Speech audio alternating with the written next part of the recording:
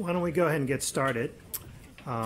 Welcome to Breakout Session 1, Why Liquidity Matters. Hopefully that's why you're here. If not, hopefully you'll stay, because I think it'll be very interesting. I am Don Sinclair. I am head of the ALM team in the Treasury's Capital Markets Department. So the topic today is why liquidity matters. When you search the internet for information about sovereign bond market liquidity, you get well over 1 million results. Academics, governments, even the mainstream press have all explored, speculated, and reported on it. When you dig a little deeper, a few things emerge. It is a discussion that's happening in both the developing markets as well as the developed ones. Also, there isn't a common definition or measure of liquidity. Some talk about price certainty and transparency. Others talk about the amount of trades or the number of market makers. Still others talk about transaction costs and the immediacy of trading. Just this morning there was a Wall Street Journal article where former U.S. Fed Chair Paul Volcker said, and I quote, "Liquidity is in the mind of the beholder." It's very telling that someone as learned and as insightful as Mr. Volcker doesn't offer a precise definition of liquidity. Liquidity is complex. It is also clear when you look at all that's been discussed about liquidity that the changing market environment and financial infrastructure are impacting liquidity, regardless of how you define it. Evolving rules for financial institutions, especially around capitalization, are having an impact on market makers' profitability and risk-taking capacity, which leads to concerns regarding the ability of dealers to serve a role as primary dealers to support government bond auctions and provide secondary market liquidity. Central bank policies, especially ultra-low rates, are reducing the demand from investors for sovereign bonds and creating an increase in supply of alternative investments. It is also creating new investment platforms. Also, technology has fostered in an emergence of new market participants and altered ways to trade the market. As I said, liquidity is complex. Fortunately for us this morning, we have a distinguished panel here to help discuss and explore some of these dynamics. Let me introduce them real quick, and then they'll each make a presentation, and we'll follow up with Q&A after the presentations. Okay. Good afternoon. So firstly, I want to thank Don and the World Bank for the invitation to speak. I'm not going to refer to slides, but I'm just going to touch on a few topics and before we get into the Q&A. Of course, liquidity matters, very important for the market, for the efficient allocation of risk and capital, for price discovery as mentioned, and asset pricing to make it more informative. Plus, of course, from a funding, I call it funding liquidity, the ability of us as issuers to come to the market and fund. So very important. You might wonder why maybe Ireland might talk about market liquidity, because we have just exited the EU IMF programme, and I can tell you that our liquidity is fantastic. It has improved massively. It's up 4 times since 2011, the daily turnover from just 250 million to 1 billion. Our ratio of turnover per annum fell as low as 0.7 of our tradable debt is now over 2.5 times. However, the reason we can comment is twofold. One is our primary dealers are primary dealers in a lot of the Eurozone sovereign markets and global markets. Our investors are buying debt in Europe across other countries and global markets. And of course, we, like other issuers, are under the ECB QE rules and have had to adapt. So this, number one. And number two also is we were a small market. We've always been a small market. So we were looking at liquidity issues long before there was a crisis. And some of the measures we have in place, and I've touched on in other conferences, are now proving more beneficial in these changing times, and others are perhaps looking to these measures as well. So I think that allows us to comment. Before I get into it, there's many people in the room I see who know our story, but just to give you an idea where we were and where we've come to as I elaborate on the topic. So Ireland, unfortunately, with the bursting of our property bubble and the financial crisis, found itself having to enter an EU IMF programme of assistance. We were out of markets. Our 10-year bond yield went to 14%, not a sustainable rate for anybody. Our debt increased by fivefold. Our debt ratio went to 120% at the peak, and we went from AAA to BBB to sub-investment with some of the rating agencies. So where are we now today as we came back? Well, we are back to the point that we've repaid the IMF all the debt above the quota, about 81% we paid back early. We're back in single A space. Our debt ratio is back below 80%, having had a period of contraction. The economy is growing substantially.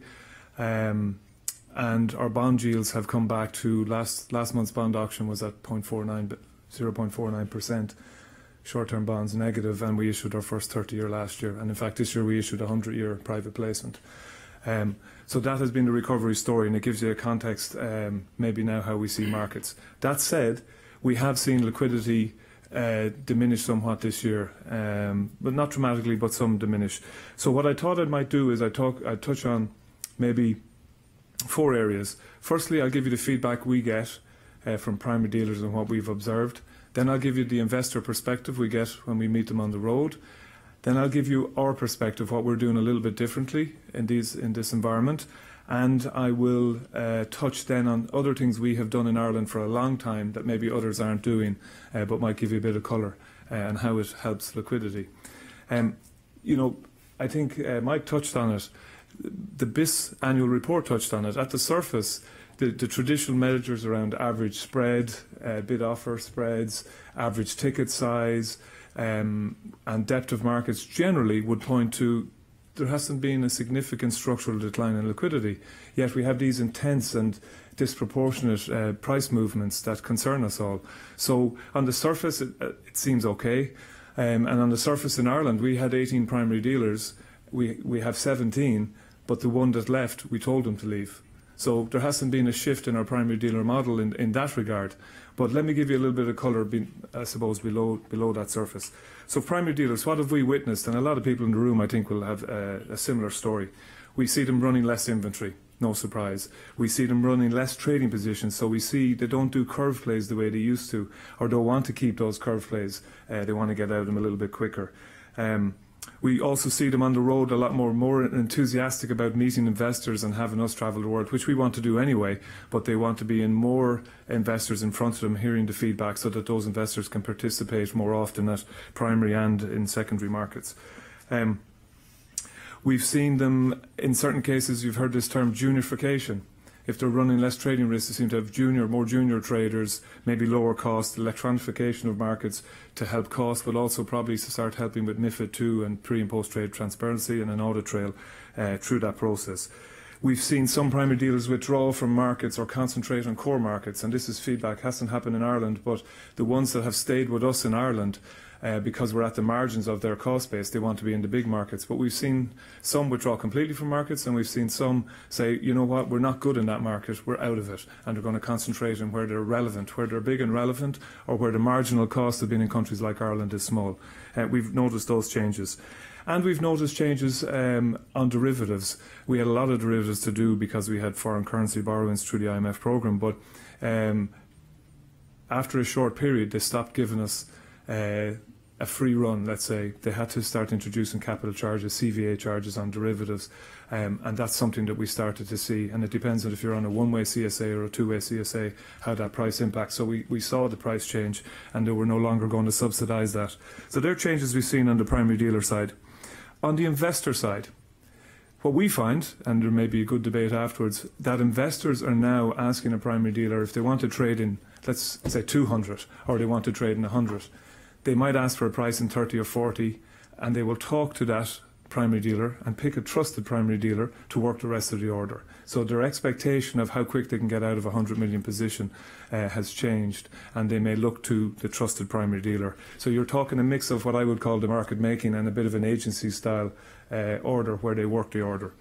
We've also seen a shift where investors, this is our observation, are more active now at primary, at syndications and at auctions when they want to do size, and they leave the secondary market for adjusting their benchmark at month end or some smaller trades. We definitely have noticed that, and that's the kind of feedback we get from certain investors. And we've had investors talk to us on the road that they want us in benchmarks, actually, not off the runs, and we have had limited issuance because we improved our profile in Ireland, so we've concentrated on benchmark issuance. for investors, because even though you have some of these long-term pension funds that shouldn't be in and out of the market as much, they want to be in benchmark stocks, recognising that liquidity can be poor in those secondary stocks. So that's on the investor side. Us, as an issuer, what have we done differently? Well, one thing we've done is we've continued to issue, despite having strong cash buffers and despite having an improved exchequer deficit, almost back to a surplus in Ireland. We have continued to issue. Conditions are favourable, and we've been conscious of the ECB. You know, the ECB this year will buy more bonds from the Irish market than we will issue. And you can imagine what it's doing to the free float. So we've concentrated on staying in the market. In fact, in our syndication early this year, our 10-year syndication, while we had order book of close to 10 billion, and we could have done 5, very healthy book, we only did 3 billion. Why? Because we wanted to stay relevant in the market and come with frequent auctions. We would have had to cancel a number of auctions because of our strong funding position. So we've been very conscious of that. The other thing we have done is, and it's been touched on before, is bond switching. So to provide extra liquidity when we don't have much to supply is formal switching, where we come to do and offer buybacks of near-term bonds as people moved out the curve. And this has been obviously important to provide liquidity. And maybe just on the cash buffer, I might add, we run cash buffer and we ran it coming out of the programme for prudential reasons. And we could have a long debate here, and we had a long debate in Ireland about the cost, because the cost to carry was quite high at the time. But that safety valve. But what the cash buffer does for us is not only allow us to choose when to issue, but we're cognizant of the primary dealers disintermediating and taking previous auctions down. So we are not under pressure to come to the market, or we can come in a different bond if the primary dealer system we see is still quite long some of our stock. So that cash buffer plays a slightly additional role than that prudential piece for ourselves. So that's some of the changes we made. And then just to conclude, what do we do maybe pre the crisis and continue to do? Others will do some of these things. So for example, we provide repo facilities to all our primary dealers, so they're comfortable to make an offer price. They can go short or debt. And we're very conscious of that, and we've done it for many, many years. And in fact, when the ECB introduced QE and everybody got concerned about repos, and the Irish Central Bank weren't ready to even transact a repo to allow some of that stock back in, we were already there. We can create the stock for the repo and cancel the stock on reversal of that. So it's very important. The other thing is we do is bilateral switches. So I talked earlier about market switches, but we do bilateral switches. So if a primary dealer starts to show signs of a position, or the system starts to show signs of a position, they can come to us for a bilateral switch. We're not the market maker. You can't ring us up the minute the customer has rung you. But if you have that position for a couple of weeks and you're not shifting it, you can come and ask. We can refuse or we can accommodate. I'll give you one example. I don't know how much people are familiar, but we had a very large investor in the Irish market during the crisis. One of the early people from the west coast of California had nearly 10% of our tradable debt. Well, in 1 week, this is based on our information, there was about a 4 billion sell from that portfolio. And the primary dealer system, everybody else was going longer out the curve because you had to start the QE in early 2015. Well, we facilitated primary dealers by buying back over $1 billion of short-dated bonds and offering longer-dated bonds. It suited us as an issuer, but it suited the system, and that was done on a bilateral basis when we see those positions. And in addition, the final point I'd make is we have a secondary trader. We provide a secondary trading facility. We have a person who can make bid-offer prices. Again, we're not a market maker. This trading activity is about 2% of our turnover. We have a retail portfolio from our post offices, and we put that money to the secondary trader, a portion of it, to manage and earn a return. But he is there to facilitate. It actually allows us to get some transparency, because when primary dealers put prices on screen, we can go and find out if they're real, asking for an offer, asking for a bid, not in big size, and it keeps the system honest. But that secondary trading function, even when they put a bid or an offer into the market that doesn't trade, provides a little bit of oil, a little bit. But again, I wouldn't want to mislead.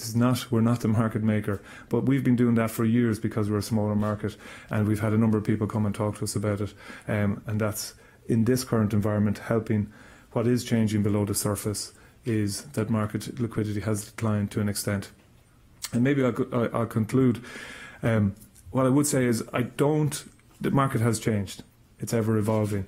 I'm quite optimistic. I remember the days, Ireland's case, it was in the early 90s, we had agency broking, and I have been both sides. I've been an investor, I've been a primary dealer, and now the issuer. But I remember waiting hours or days to exit a transaction. So to me, liquidity looks quite good. I think we all got a little bit spoilt as more actors and people didn't assess risk correctly, and a lot of people were in making prices, and we got a little bit spoilt, and we've come back to a reassessment. It is a challenge, and I think Christina touched on it in the earlier panel about the primary dealer model, but I'm quite optimistic that we do tend to adapt to these ever evolving. We will have issues, and some of these market events, one or two people may be carried out on them, but I think I'm optimistic in our ability to try and all alter the way we do things or find ways to move forward. So I might leave it at that.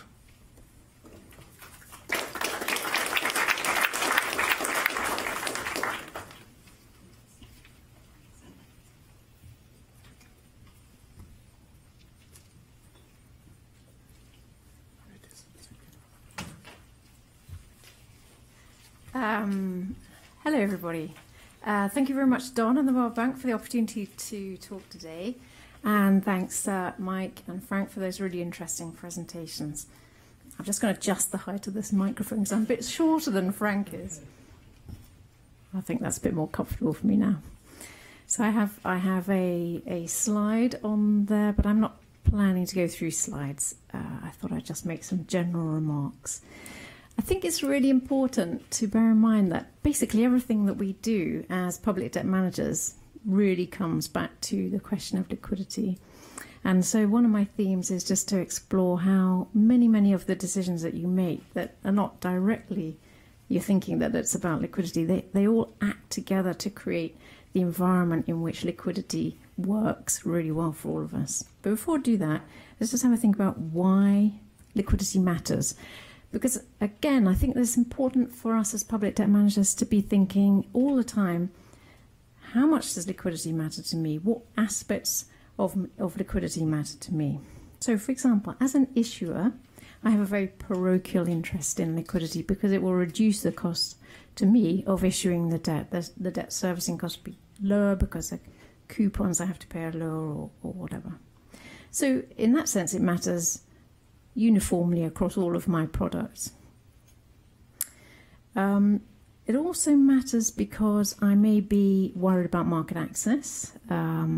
We had a very interesting conversation there from Frank talking about the trials and tribulations of being a smaller market and going through crisis periods. If you're that kind of issuer, then clearly the market access aspect of liquidity is going to matter to you a lot, and you're going to have to really invest in thinking about liquidity with that perspective.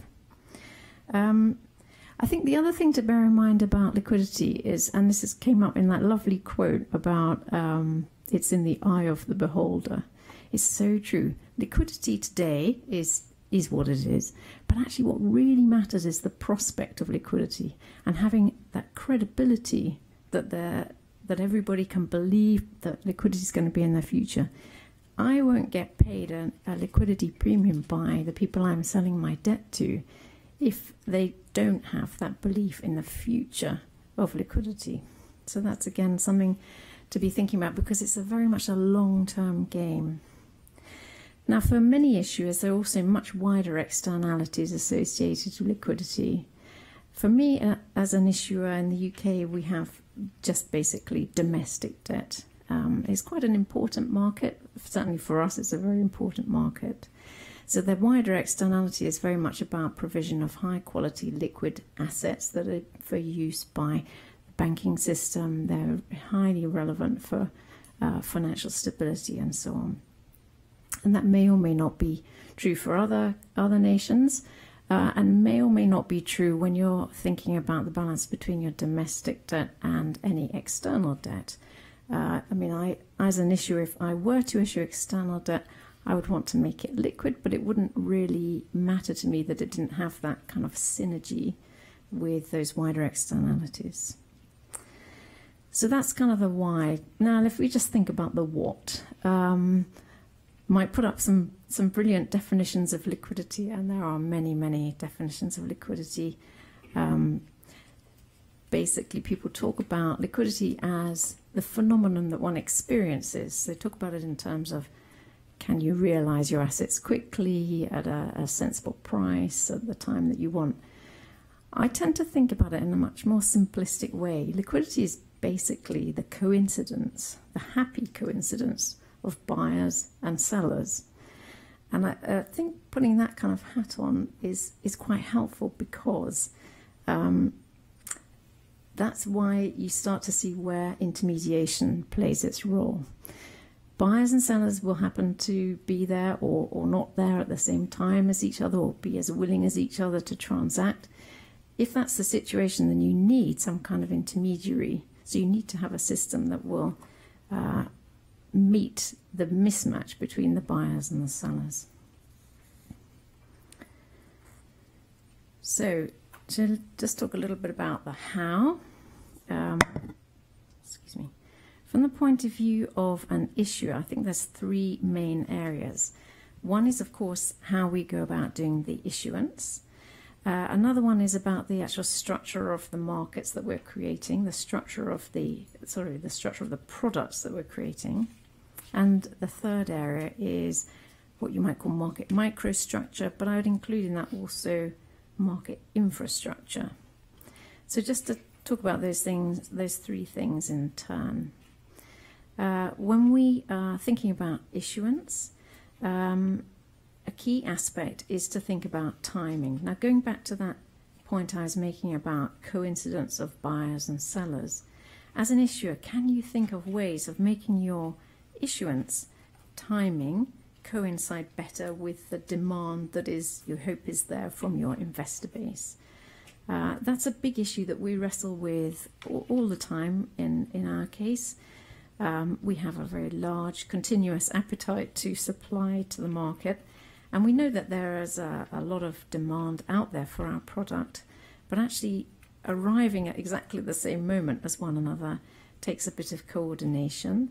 And actually, because of other things which I'll talk about later that make us want to create a very transparent, stable, predictable kind of way of engaging with the market, there are limits to how much we can make our timing coincide with the demand.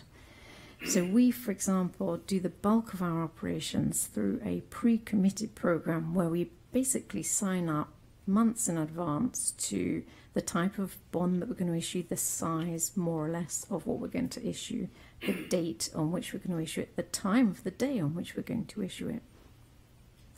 At the margin, some investors will respond to that by changing their own preference, if they can, to fit with the timing that we've announced. But some are not going to be able to do that, and therefore we're going to rely on an intermediation model.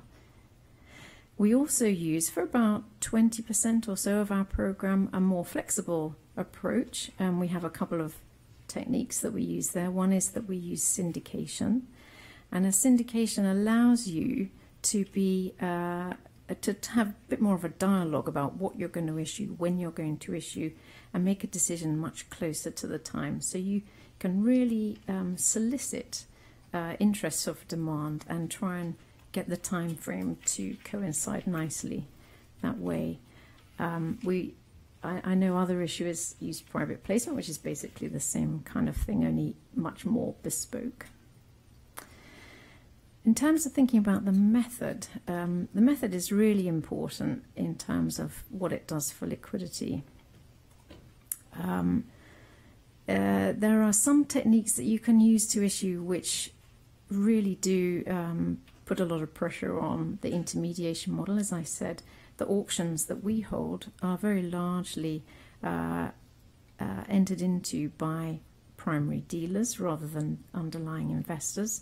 So every time we hold an auction, we're going to be making a call on the balance sheet and the risk capital of those dealers.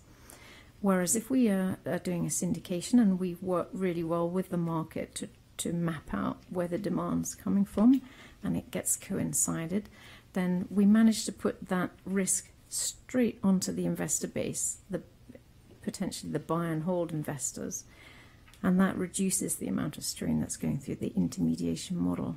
So what we have evolved as a program where we slightly mix and match those things, and we vary the proportion from time to time in response to market conditions. So we're deliberately looking at the intermediation depth, as it were, and trying to work with that. So if I talk a little bit now about the structure of the product, the number of bonds that you issue and the range of bonds that you issue, the size of bonds that you issue, all of that really, really matters for liquidity. So in our case, in the UK, we, up until about 20 years ago, we had literally hundreds of individual bonds. We had the massive opportunity, if I can put it like that, when it was the financial crisis and the amount of debt that we issued rose spectacularly, to create even more hundreds of bonds had we wished to, but we very much went in the opposite direction. And at the same time that we were ballooning the amount that we were borrowing, we were constraining it into fewer and fewer bonds. So we have a nice tidy market now. Now, the size of the benchmark bonds that we issue, therefore, has shot up over the years, and they're now approximately, well, they're more than double they were just before the crisis, and they're many multiples of what they would have been 20 or so years back. And that really matters. You know, you need to have sufficient free float in the market and a sufficient focusing of participation into a good range of bonds for there to be some diversity, really, of flow between the buying and selling interest in the bond. And the other thing that is important, everybody talks about issuance techniques being transparent, about dialogue with the investor base, being open, and so on. This kind of clarity and strategy of transparency is really important to maintain liquidity as well. Another thing that's important for us when we're thinking about product is to think, how are these instruments going to be used? Are they going to be used in connection with the swaps market, the futures market? What is the sensible hedging technique? Is there a repo market, a stock lending market available? And so we try and make sure that the products are suitable for that, are up to date for that, and we have regard to things like problems with the futures basket, not having enough bonds in it, and so on, when we design our kind of rejuvenation of the benchmarks. So that's the kind of structure of the products. To go down to the market microstructure and infrastructure side of things, so there are choices to be made about whether an issuer will sponsor a particular trading platform, if I can use that term in a very generic sense. In the old days, for example, it could be that the product could only be traded through the National Stock Exchange or something like that. Nowadays, there tends to be competing trading platforms, electronic platforms, and so on. So issuers can influence the extent to which there is fragmentation or competition between those things. We tend ourselves to have a very laissez-faire approach to this, but that's certainly one possibility. At the extreme, I suppose, if you wanted to very much harness liquidity in order to bring together the buyers and sellers, you could think about having a time-focused approach to it. So you could say, we want to see liquidity during these opening hours. You can make the opening hours smaller or whatever if you felt that was helpful. Again, we tend not to do that. We just let the market evolve to what works best for it at the moment. Another thing to bear in mind is about the range of participants in the market. I think one of the big things, and this came out of the analysis that Mike and his colleagues did, is that you can have trigger events, you can have consensus positioning, and these types of situation can create big challenges for liquidity. Now, it's very difficult to know what an issuer can do about that, other than be very mindful of it and reach out to the investor base or the range of participants to make sure everybody, every diverse possible avenue of investor base is explored, that nobody feels that they don't have enough information to enter into the market. But it is a fact of life for us, I think, certainly in the case of the UK, that we have seen the growth of these enormous investors. And I guess Frank was alluding to one of the better known ones of them in his presentation. And they, by definition, all of their trading is going to be consensus with itself. And that does present really big challenges, I think, going forward. Though I don't have an obvious solution for that, I have to say. Then the rest of the kind of market microstructure, infrastructure issues really, for me, focus on the intermediation model. And here I think it's really crucial that public debt managers understand what makes a primary dealer and a market maker tick, and that they're able to express that to their colleagues in other authority bodies, in the regulator, central bank, the treasury, and so on, because it's not necessarily obvious to colleagues what it is that makes a dealer franchise work. So I'm sure I won't need to tell all of you guys about it, because I'm sure you do understand, but we've had to make sure that we do explain all of this kind of thing to our colleagues. Obviously, there's got to be profit opportunities for the dealers, and that comes from having a diverse range of participants in the market and an interesting product mix where there's just enough difference between one bond and another that there will be a little variation in their relative value, so that triggers a kind of relative value in interest. There's got to be freedom of movement for the yield curve so that people can take directional type of plays on their steepness and flattening of the yield curve. All of that's really important and really healthy.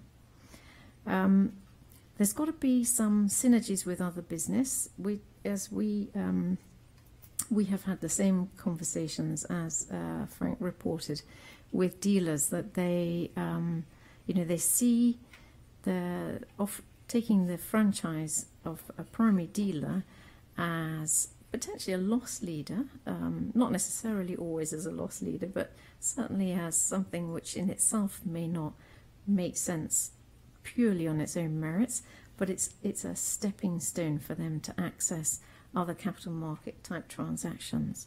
So understanding that, celebrating that, working with dealers about that is fine. I mean, that's a part of promoting the intermediation model, it seems to us.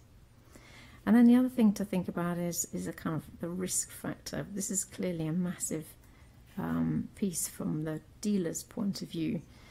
They have to think about the cost of risk capital and the amount of balance sheet that they're devoting. We have endless conversations with our dealers when we're preparing for issuance about this kind of thing, and we get feedback from them about how that is changing with the sort of fashions in business strategy, the shareholder demands for return on capital, and regulation. Really big piece of the conversation is always about regulation and the recent changes in making things more expensive for intermediation. So I think that's just to give you a flavour of the range of things that altogether are affecting the quality of liquidity in the market. So just to conclude, it matters because it matters for cost, it matters for much wider perspective as well for most of us, but not necessarily for all of our issuance, and it's good to kind of be applying one's firepower appropriately, bearing that in mind. It matters for everything that we do. You can kind of think about everything we do through this liquidity perspective. And the intermediation model, to me, it's a means to an end. The end ultimately is that you have this happy coincidence of buyers and sellers. Intermediation is just the way we happen to do it in today's world. But while we do that, then let's understand what the intermediation model is and work with it and try and promote it. Thank you.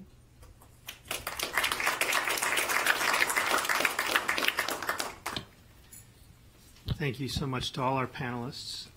We now have an opportunity for questions and answers. I think I'll start with one to sort of build on a theme that Joe and Frank have started here, and that is the issue with your primary dealers.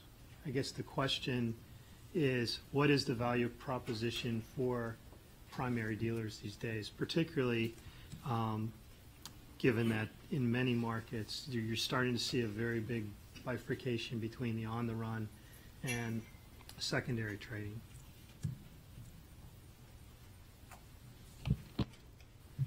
Yeah, thanks. Is that working? Yeah. It's a really, really good question, and it is an evolving thing. Like I say, we look at all of those aspects to it. So we want to make sure that the dealers are able to extract a little bit of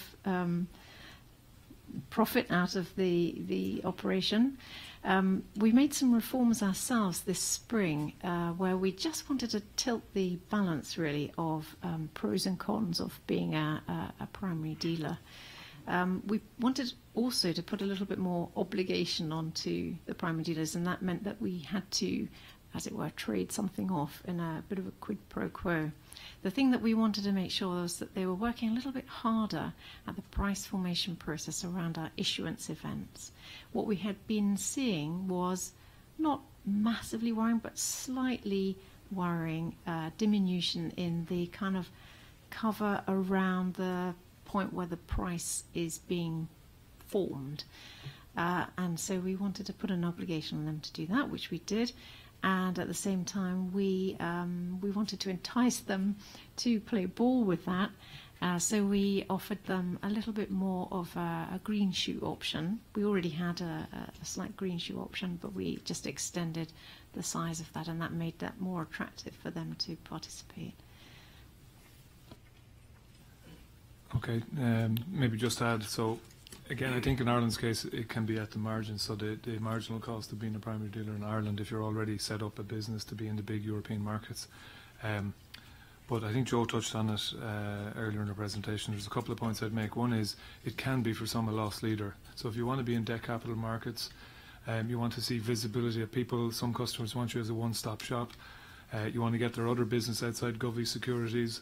Or you want to say you're quite the best in class in corporate bond. Well, if you're not a primary dealer in any market, are you talking to the right people? Are you hearing trends? Are you coming out in press releases as part of a mandate? So hard to put a value on that or a number on it, but I can assure you some of the feedback I get, that's part of it. It's about being in debt capital markets and being seen in debt capital markets, notwithstanding that it has become challenging. The other thing is it's a long-term game. We're going through a change. Will it be like this in 5 years or 2 years?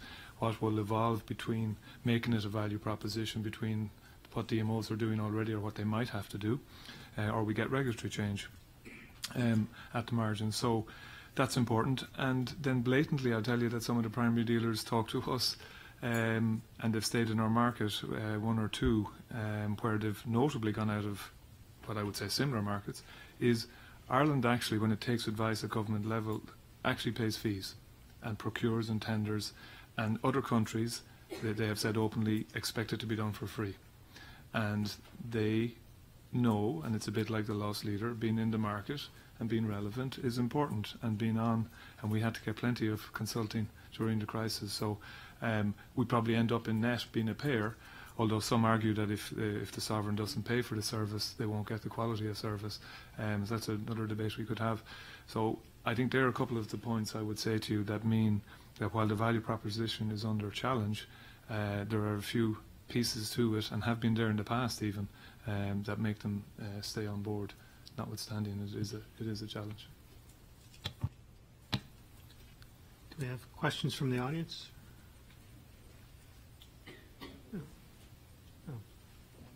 Yeah, please.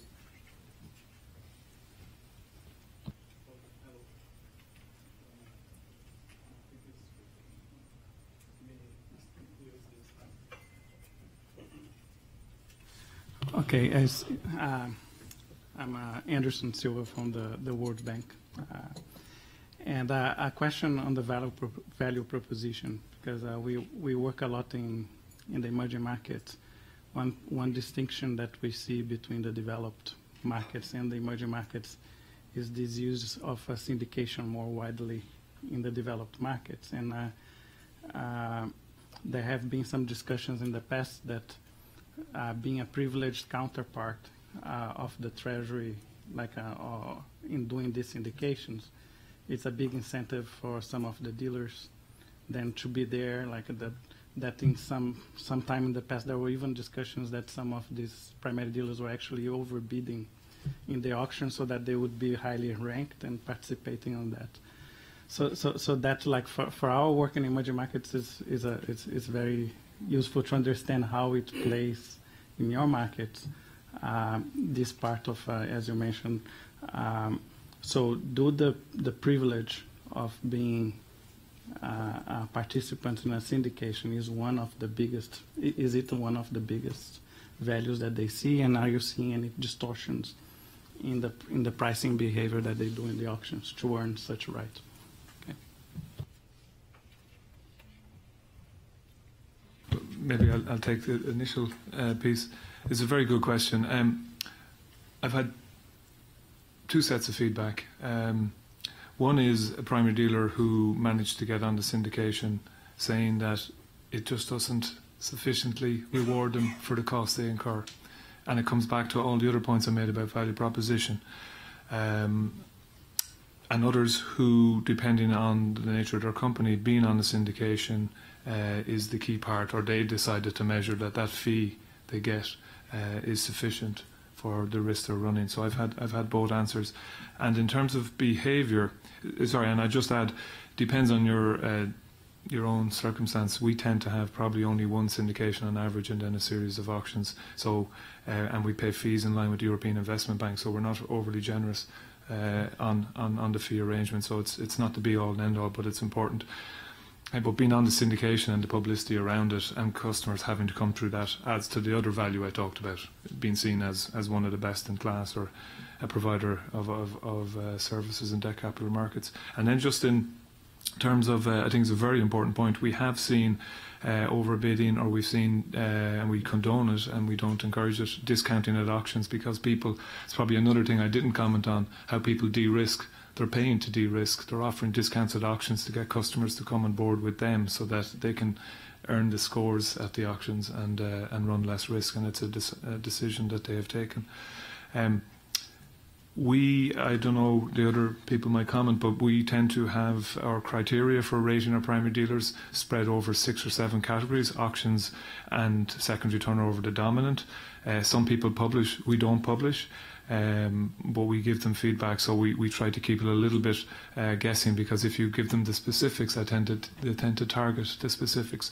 So to stop some of that behaviour, we have a number of criteria, including marketing, derivative activity, secondary price making, bid offer spread, etc. So I would say to you, syndications alone are an incentive, but not sufficient in many cases. It's part of the jigsaw, so to speak.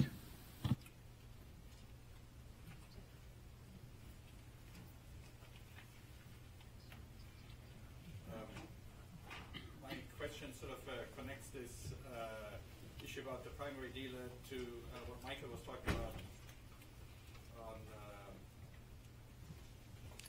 Should I try again? Okay. My question connects this issue of primary dealers to what Michael was talking about on the flash rally on October 15th, where in the hour before the flash rally started at 9:33, you saw this incredible decrease in market depth, so much so that a few transactions that normally would not have an impact on the market helped to set in motion the dynamics that ended up in the flash rally.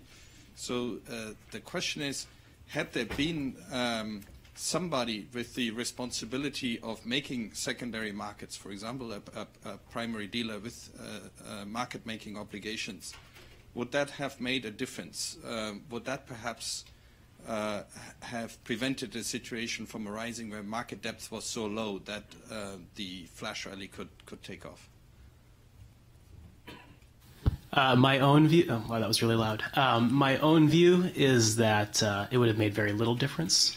And I think from the data, we see that the dealers were making markets during that window and in that morning.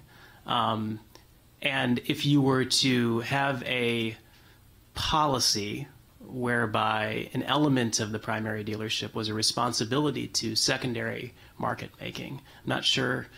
You'd have to design it, obviously, in a certain way where you could illustrate compliance with it. But it's not clear to me that in this particular instance, there would have been any issue. The dealers were in. We see that in the data that we analyzed. There is, I think, on the general question about secondary market participation in primary dealers, I think you do have a pretty, you have a spectrum of policies internationally that people have taken. In the U.S., if I'm not mistaken, we don't have that requirement. We have requirements on, in the primary market, bidding a certain share at auction. Not to go on a diversion, but the one, in terms of the value proposition on the U.S. side, we think about similar questions. And at the Fed manages the primary dealer relationships and conducts the auction as agent for the Treasury.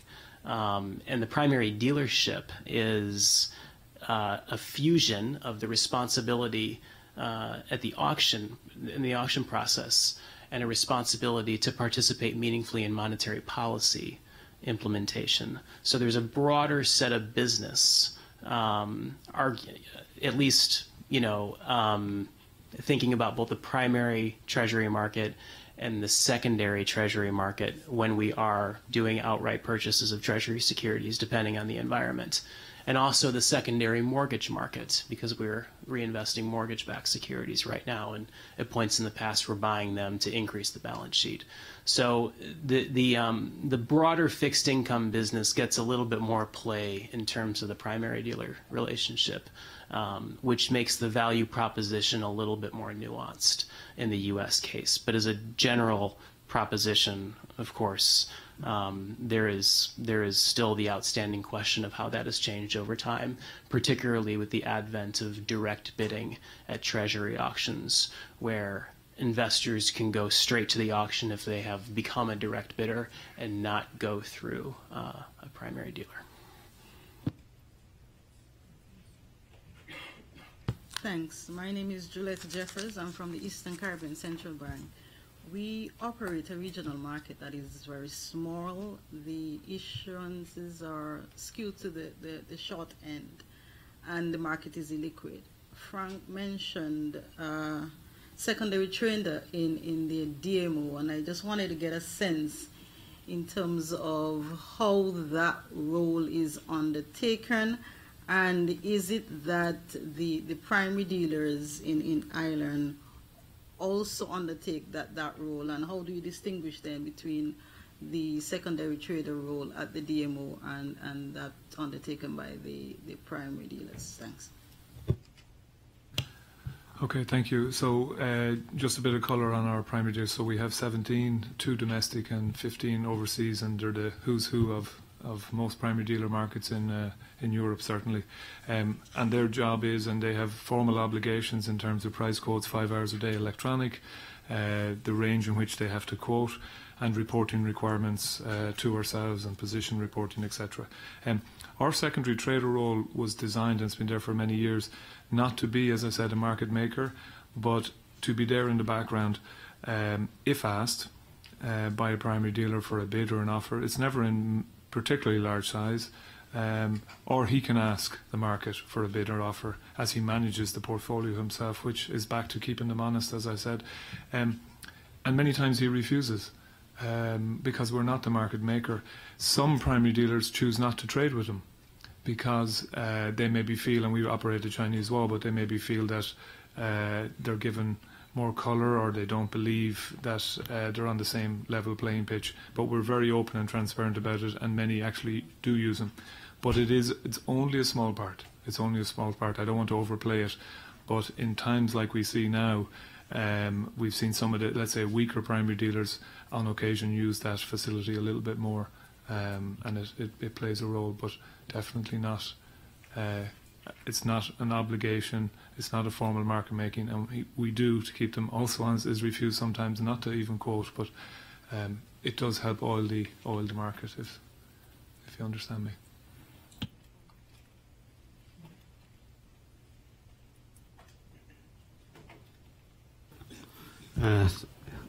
Yes.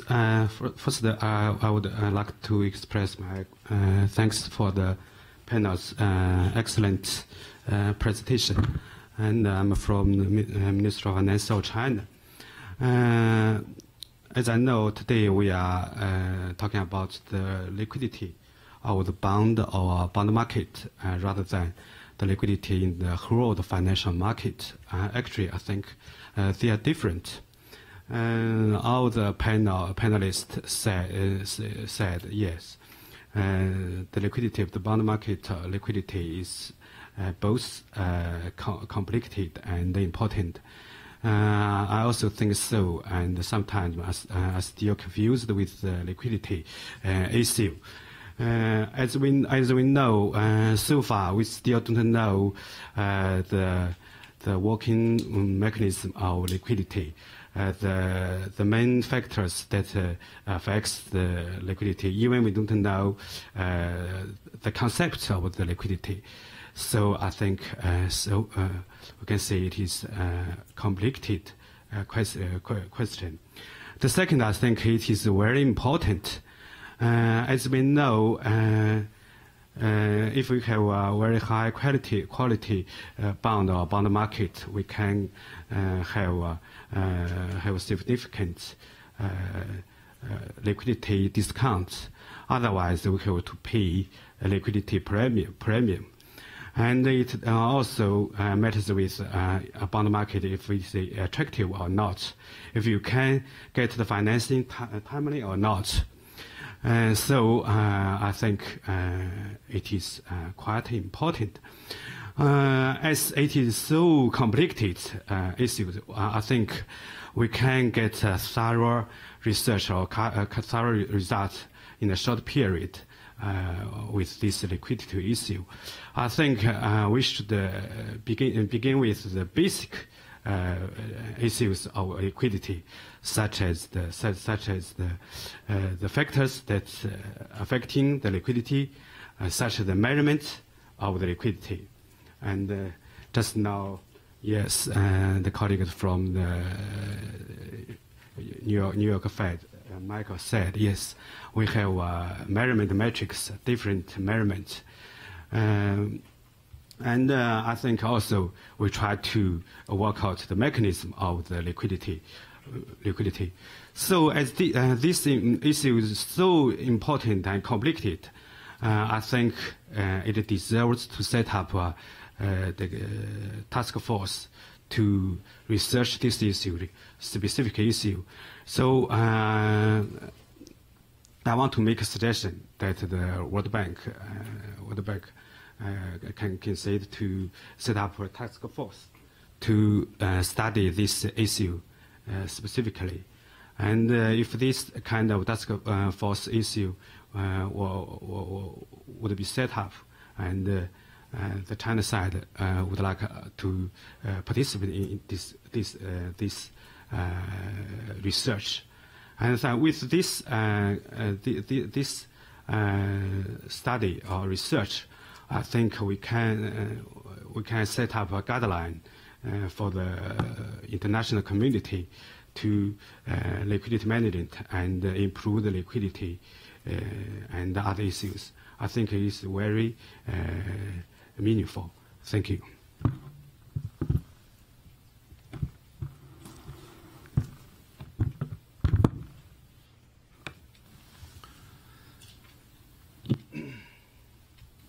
So Peter Stella, formerly head of the Central Banking Division of the IMF. I wonder if Frank and Joe could talk a little bit about cooperation between central banks and debt managers, particularly during the crisis. Perhaps Joe could talk a little bit about the organization of the special liquidity scheme and whether that's an indication of something that will be important going forward? In other words, cooperation between liquidity management by central banks and treasuries. In Frank's case, of course, the Central Bank of Ireland is not creating its own money. But if I understand it correctly, during the crisis, the Central Bank of Ireland lent quite a bit to the domestic banking system and emergency liquidity assistance, originally financed with claims on or liabilities to Target 2, this kind of nebulous concept. And if I understand it correctly, you as the Treasury eventually issued debt and purchased those claims from the central bank. And I'm wondering how organized was that? How, was there a time frame, a strategy, in terms of what you were able to do in terms of market liquidity? So I'm very interested in some color on that, because quite a number of countries have had banking crisis where eventually the Treasury wound up kind of coping with the losses, and it's I think it would be interesting for people to hear how you kind of strategize with the central bank on how and when to do that. Well, I was assured countless times that it was a once-in-a-generation experience, so I'm hoping it won't have any relevance for our own future. But just to talk about the special facilities that we put in place during the crisis.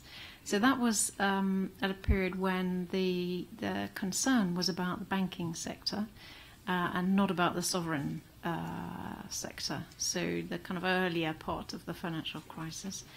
So the obvious solution seemed to be to piggyback off the credit enhancement that Sovereign could offer at that point. And there was a very happy dialogue between colleagues in the what we call the Treasury, so the Ministry of Finance, the Debt Office, and Central Bank colleagues. The solution that we came up with was slightly idiosyncratic to our legal framework. I mean, always when one's innovating at speed under pressure in this way, you have to still have regard to what the Constitution allows you to do. And as a practical matter, there was no scope at all to make legislative change in any short order. So we found a way of kind of working through all that, so that we engineered, in effect, a kind of way of giving banks access to high quality collateral, which was created by the Debt Office on behalf of the Ministry of Finance, and facilitating that being passed through to the banks, who then went into the markets themselves and raised money against that collateral. It was quite an idiosyncratic process, but it worked really, really well, I think. I mean, it seemed to do what it was meant to do, but also in terms of the way that the institutions worked together was very helpful. And that dialogue has continued as different things have come along over the years. Obviously, most recently from the UK's point of view, quantitative easing around whatever number we've got to now.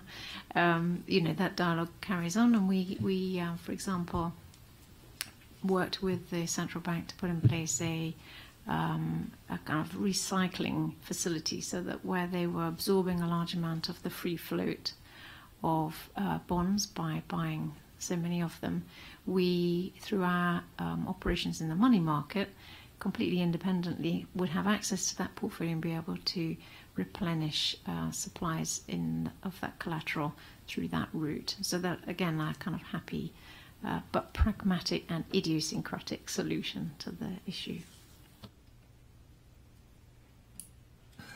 Okay, so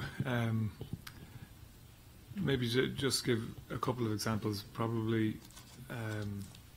what I would say is that during the crisis, to the extent possible, recognising first of all that our central bank linked to the European Central Bank, and recognising the independence of the central bank, that to the greatest extent possible during the crisis, the various actors and various meeting groups were established to make sure people were aware of what was going on, where they could share information or deal with the crisis. So, for example, and it's still to this day, we would have, and it's less frequent than it used to be, monthly meeting of the Department of Finance, the NTMA as issuer and the central bank, for example, at what we call principles level. But again, you can imagine the very important piece in terms of the independence of the central bank, that there's only so much you can really discuss or talk about market issues that are evolving and share experiences from that regard. And maybe one example I would give you is, I don't know if familiar people are, but when Ireland faced into the crisis, it established a bad bank, NAMA, and all the property loans were transferred from the financial institutions, and Ireland, to pay for those loans, issued government guaranteed securities, NAMA bonds. What actually happened after a while, and everything was done so fast, and these bonds were pledged by the Irish banks to the ECB for liquidity.